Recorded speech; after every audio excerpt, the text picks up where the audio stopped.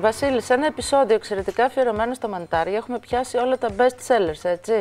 Σαλάτα, σούπα και τώρα θα κάνουμε τι άλλο, τάρτα. Ναι. Είναι οι πιο συνηθισμένες και νομίζω οι πιο υπέροχες συνταγές. Ναι, είναι οι αγαπημένες, δημοφιλείς. Ναι, οι πιο δημοφιλείς. Ωραία. Πώς κάνουμε τη μανιταροτάρτα? Θα χρησιμοποιήσουμε μια ζύμη τύπου κουρού.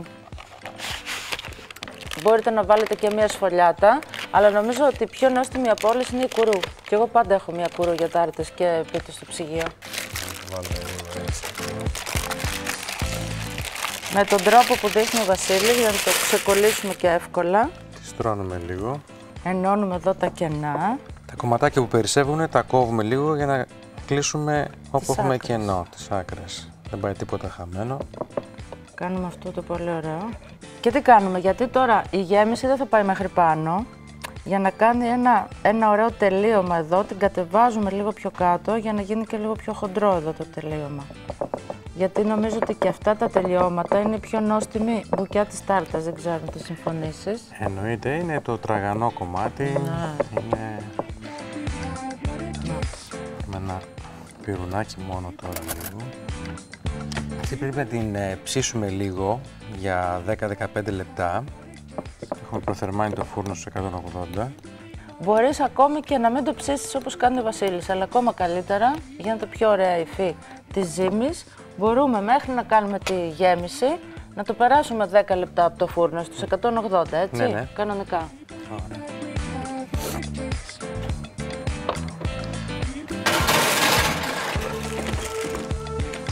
Και όσο προψύνεται η ζύμη, θα κάνουμε τη γέμιση. Λοιπόν, να ξεκινήσουμε καταρχάς να κόψουμε λίγο τα λαχανικά και μετά λίγο το τυράκι.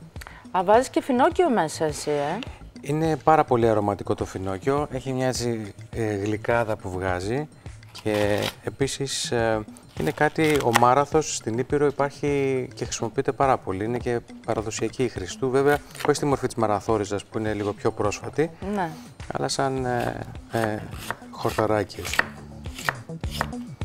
Να ανάψω εγώ τη φωτιά μας. Ανάψουμε τη φωτιά, βάλουμε λίγο λάδι και λίγο βούτυρο που δίνει ωραίο άρωμα σε αυτά τα... Κρατάμε και το πράσινο από το μάραθο που είναι πολύ αρωματικό, θα το χρησιμοποιήσουμε λίγο στη διακόσμηση της τάρτας.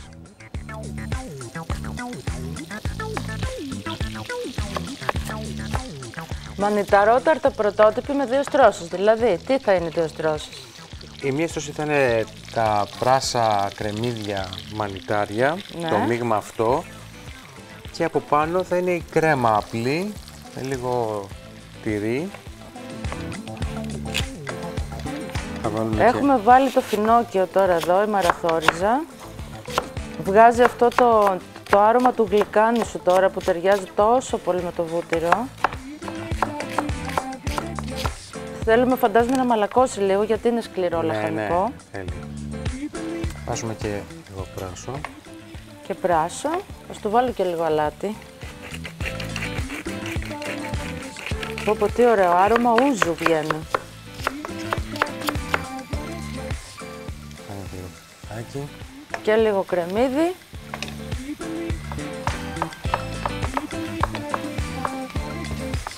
Έχουμε και τα μανιτάρια σιγά σιγά μέσα. Και εδώ συνεχίζουμε την ίδια λογική, δηλαδή βάζουμε άσπρα μανιτάρια, αλλά βάζουμε και μερικά αποξηραμένα που τα έχουμε μουλιάσει μέσα σε νερό. Ναι. Ωραία. Βάζουμε λοιπόν και τα βασιλομάνιταρα και ρίχνουμε και τις λεντίνουλες.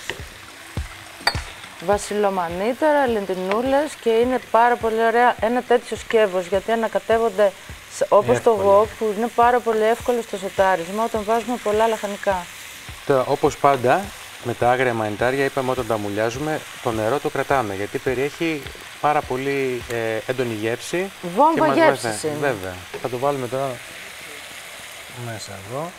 Και έτσι θα πάρουν και τα λαχανικά περισσότερη μανιταρένια γεύση, πιο έντονη. Και αυτό τώρα το αφήνουμε μέχρι να εξατμιστούν τα υγρά του, έτσι. Ναι. Δεν είναι? Σε δυνατή φωτιά. Δεν θέλουμε να παραβράσει, ούτως ή άλλως θα ψηθεί και μετά. Ναι, μα έτοιμα είναι αυτά, σχεδόν μαλακώσανε. Τι τυράκια βάζουμε σε αυτήν την τάρτα? Τα βασικά είναι μια κεφαλογραβιέρα, ένα κεφαλοτήρι, ένα ρεγκάτο. Αυτά είναι τα βασικά τυριά που χρησιμοποιούμε. Ναι. Κίτρινα τυριά δηλαδή βάζεις. Κίτρινα τυριά. Να τρίψω εγώ λίγο το τυράκι, Ελένη.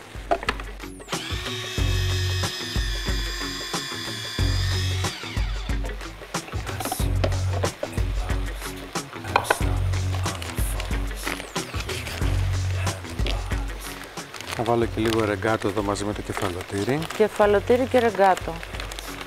Έτοιμα είναι αυτά. Νομίζω είναι έτοιμα. Τα κατεβάζω. Αυτά τώρα θέλουμε να τα πολτοποιήσουμε στο μούλτι, έτσι. Ναι. Θα σας το κάνω εγώ αυτό. Θα βάλουμε και λίγο κρέμα μέσα. Από την κρέμα που θα βάλουμε από πάνω, βάζουμε λίγο μέσα για να το ομογενοποιήσουμε λίγο.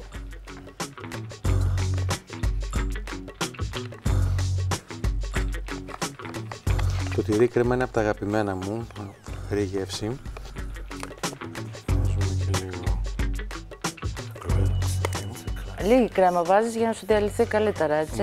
Ναι. Και μέσα εδώ θα βάλουμε και 2 αυγά γιατί είναι αρκετά μεγάλη η φόρμα που έχουμε για όλη την οικογένεια. Αυτή η κρέμα τώρα βάζουμε και τα αυγά μέσα. Είναι αυτή που θα δέσει όλο το σύνολο και θα το σταθεροποιήσει για να κόβεται και καλύτερα το κομμάτι. Λοιπόν, τώρα χτυπήσουμε την κρέμα. Μόλις διαλυθεί λίγο η κρέμα με το τυρί κρέμα και με το αυγό, εδώ μέσα θα ρίξουμε και λίγο τυρί.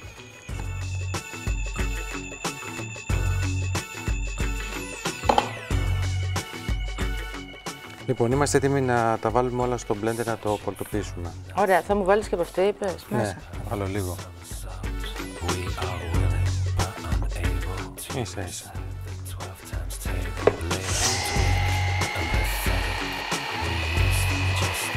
Έτοιμα. Εγώ θα βάλω τώρα λίγο λαδάκι ακόμα, απλά για το... Περίμενε ένα λεπτό να φέρω τη ζύμη. Βεβαίως.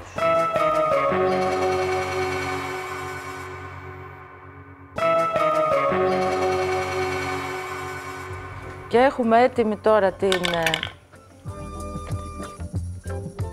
το μπολτό μανιταριού και κρέμας. Τον βάζουμε κάτω. Κάτσε το κάνω εγώ αυτό, Ελένη. Άμα θες, άναψέ μου λίγο το τηγάνι για να κάνουμε το τέλειωμα. Έχουμε κι άλλο. Το τελευταίο βήμα. Είναι λίγο πιο πολύπλοκο, αλλά δεν χρειάζεται να τα κάνει κανείς όλα αυτά στο σπίτι. Ως το moment. Άμα θες, άναψέ μου λίγο το τηγάνι. Τι θα κάνω τώρα εδώ? Απλά έχω κρατήσει μερικά βασιλομανίτερα. Ναι. Τα οποία θα τα σουτάρουμε, θα τα βάλουμε από πάνω να κάνουμε λίγο. Για να είναι ολόκληρα. Ναι, να υπάρχει και το ολόκληρο. Αν δεν έχω βασιλομανίτερα, μπορώ να βάλω τα άλλα άσπρα μανιτάρια. Τα σαμπινιόν. Μια χαρά. Ωραία. Okay. Και τώρα ρίχνεις από πάνω και την υπόλοιπη κρέμα με τα τυριά, έτσι. Ναι.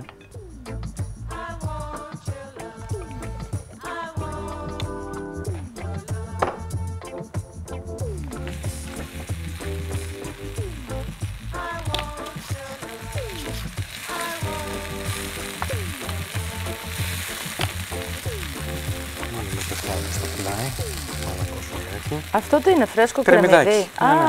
Βάζεις και φρέσκο κρεμμυδάκι. Δεν θέλουμε πολύ, ίσα ίσα να πάρουν λίγο χρωματάκι. Μια χαρά. Ωραία. Νομίζω είναι βασικά έτοιμο. Ναι. Πίνει και λίγο το λαδάκι και γίνεται πάρα πολύ ωραίο. Σαν ψητό στη σχάρα. Είδες και τι ωραίο χρώμα βγάζει πολύ ωραίο. Ναι. Είναι καταπληκτικό. Εντάξει είμαστε? Ναι, είναι κομπλέ. Μισό λεπτό. Ωραία. Λοιπόν, τώρα και έβαλες από πάνω τώρα του φινόκιο τα φρέσκα. Βάζουμε λίγο, ναι, κάνουμε έτσι λίγο ένα... σαν άνηθος, ας πούμε. Ναι. Θα βάλουμε τώρα...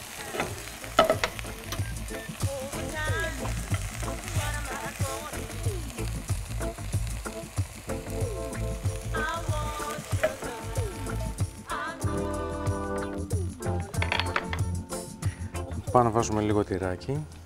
Για να κάνει μια ωραία κρούστα. Και πόση ώρα το ψήνουμε αυτό, Βασίλη? Ένα τεταρτάκι με 20 λεπτά το πολύ, μέχρι να σφίξει λίγο η κρέμα. Δεν θέλει πάρα πολύ ψήσιμο, δεν θέλουμε να παραψηθεί, να μείνει και λίγο έτσι, αλλά απλά να σφίξει λίγο. Στους 180. Στους 180 πάντα. Να του ρίξουμε και λίγο πιπέρι. Βεβαίως. Που και αυτό ταιριάζει επίσης στα μανιτάρια. Ωραία. Και ξαναπάει στο φούρνο. Βασίλη, έλα λίγο να μου ανοίξεις. Έρχομαι αμέσως.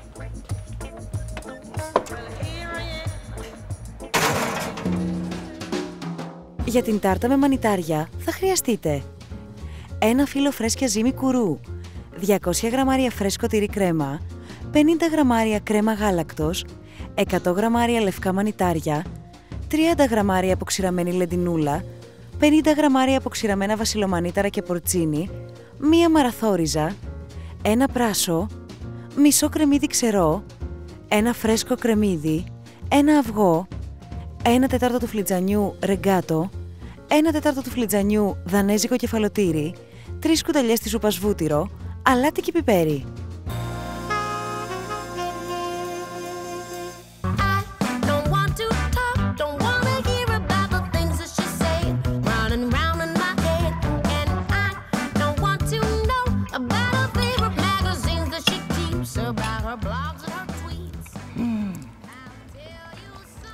Πρόσεχε καίει. Σαν συμπυκνωμένη στη μια μανταριού είναι. Απίστευτο. Θεϊκή τάρτα. Εντελώς διαφορετική. Τραγανή ζύμη, πάρα πολύ λεπτή. Και αφήνει όλο το περιθώριο, δηλαδή σου κάνει μόνο υφή και αφήνει όλο το άρωμα του μανταριού, το οποίο είναι πραγματικά σαν να τρως δάσος. Φοβερό.